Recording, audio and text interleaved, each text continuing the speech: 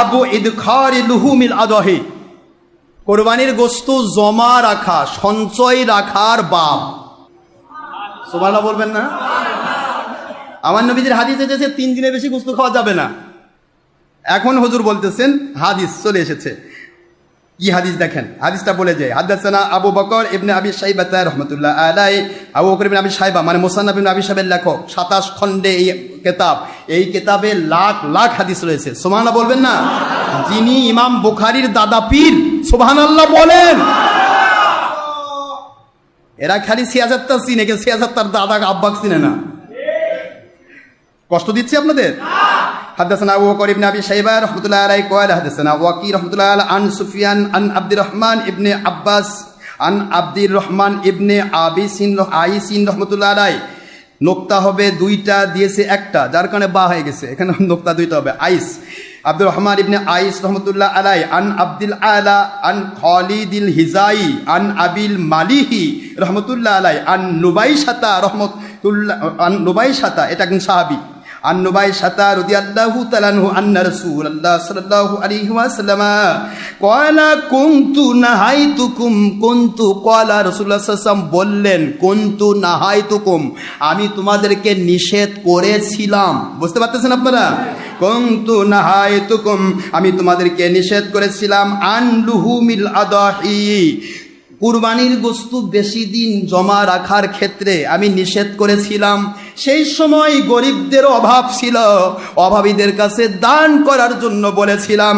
এখন সবাই স্বভাবী হয়ে গেছে, সবার বাড়ি গোশত আছে, গরিবদেরকে কিছু কিছু দিয়ে তোমরা গোশত খাও এবং জমা করে রাখো।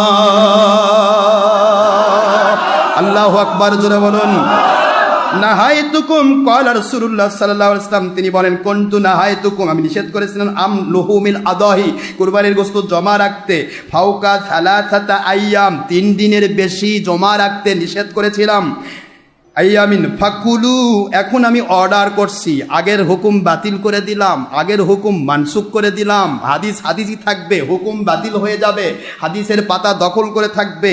আল্লাহর হাবিব সাল্লাল্লাহু আলাইহি ওয়াসাল্লাম বলেন, ফাকুলু, তোমরা উহা খাও, ওয়া আদখিরু, এবং জমা রাখো। বুঝে আসে আপনাদের না? ভুল হয়ে গেল আবার? আর বলবো না, হাদিস অনেক বলেছে, আপনাদের কষ্ট দিয়েছি।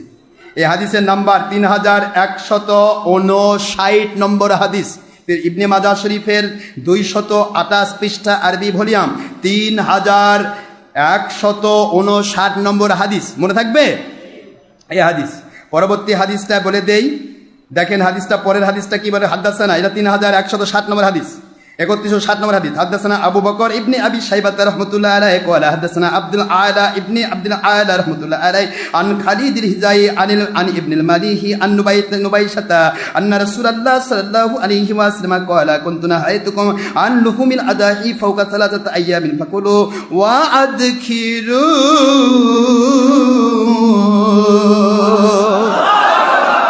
সুবহানাল্লাহ, সুবহানাল্লাহ। হাদাসানা আবু বকর ইবনে আবি শাইবা قال حدثنا وكيع عن سفيان عن عبد الرحمن عن ابن عائس رحمة الله عليه عن أبيه عن عائشة قالت إنما نهى رسول الله صلى الله عليه وسلم من لحوم الأضاحي لجهد الناس ثم رخص فيها।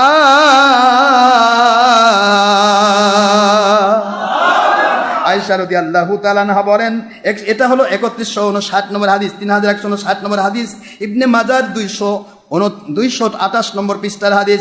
আম্মা জান আয়েশা সিদ্দিকা রাদিয়াল্লাহু তাআলা আনহা বলেন, আমার নবীজি প্রথম দিকে নাহা, রাসূলুল্লাহ সাল্লাল্লাহু আলাইহি ওয়াসাল্লাম নিষেধ করেছেন, মিন লুহুমিল আদাহি লিজিহদিন নাসি, মানুষকে জমা রাখতে নিষেধ করতেন, সুম্মা রাখাসা ফিহা,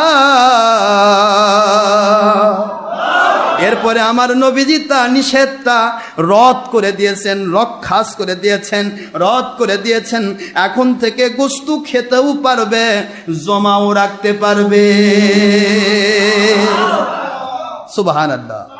আল্লাহ বোঝার তৌফিক দান করুন। মা আলাইনা ইল্লাল বালাগুল মুবিন। হাদা মা ইনদামা ইয়ানফাদু মা ইনদাল্লাহি রাসূলি সাল্লাল্লাহু আলাইহি ওয়াসাল্লাম। সুবহানাকাল্লাহুম্মা ওয়া বিহামদিকা আশহাদু আল্লা ইলাহা